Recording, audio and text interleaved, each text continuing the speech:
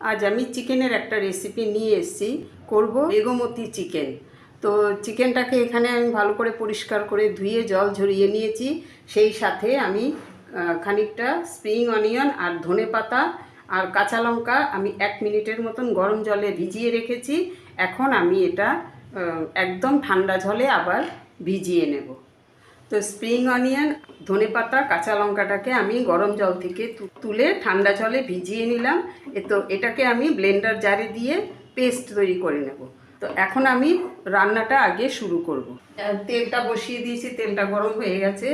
এখন আমি এটার মধ্যে দিলাম 4টে এলাচ আর দেব পেঁয়াজ কুচি। 2টো বড় সাইজের পেঁয়াজ আমি কুচি করে রেখেছিলাম, সেটা দিয়ে দিলাম। দিয়ে আমি এখন এটা একটু ভেজে নেব। আমি এখন নাড়াচাড়া করে একটু ভেজে নিলাম। এখন আমি এটার মধ্যে দেব আদা রসুনের পেস্ট, দিলাম রসুন, দিলাম আদা, দিলাম জিরে বাটা, দিলাম 1 চামচের মতন গোলমরিচের গুঁড়ো, দিলাম আদা বাটা, বাদাম বাটা। এটা যে কোনো বাদাম বাটাই দেওয়া যায়, চীনা বাদামও দেওয়া যায়, আবার কাজু বাদামও দেওয়া যায়। তো আমি এখানে চীনা বাদামটাই দিলাম। দিলাম খুব সামান্য পরিমাণে একটু হলুদ গুঁড়ো, দিলাম নুন,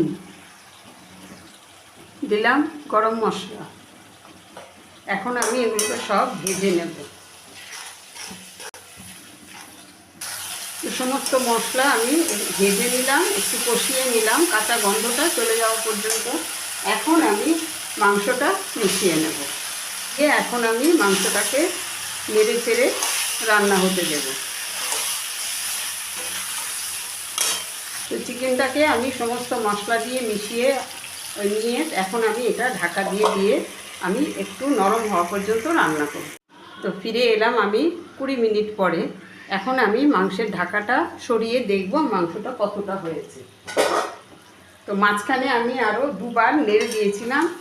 তো এখন মাংস অনেকটাই নরম হয়ে গেছে। তো এটার মধ্যে এখন আমি মেশাবো স্প্রিং অনিয়ন, ধনেপাতা আর কাঁচা লঙ্কা বাটা মিশিয়ে নেব। দিয়ে আমি এখন এটাকে ভালো করে আবার মেশাবো। তো ধনেপাতা, স্প্রিং অনিয়নের পেস্টটা মেশানো হয়ে গেছে। এখন আমি এটাকে আরও কিছুক্ষণ একটুখানি হতে দেব। যখন দেখব যে একদম সাইড থেকে তেল ছেড়ে দিয়েছে তখন নামিয়ে নেব। তো 5 মিনিট পরে আমি আবার ঘুরে এলাম। তো রান্না আমার কমপ্লিট। আমি বেগমতি চিকেন আমার কমপ্লিট, আমি এখন নামিয়ে নেব। তো রেসিপি আমার কমপ্লিট, আমি নামিয়ে নিলাম। চিকেন বেগমতি বা বেগমতি চিকেন যেটাই বলেন না কেন। তো আপনাদের কাছে আমার এই রেসিপি কেমন লাগলো অবশ্যই আমাকে একটু কমেন্ট করে জানাবেন। আর সেই সাথে আমার পাশে থাকবেন, আমার চ্যানেলটাকে সাপোর্ট করবেন। তো আজ এই পর্যন্তই। নেক্সট রেসিপি নিয়ে আবার আপনাদের সাথে কথা হবে। সবাই ভালো থাকবেন, সুস্থ থাকবেন।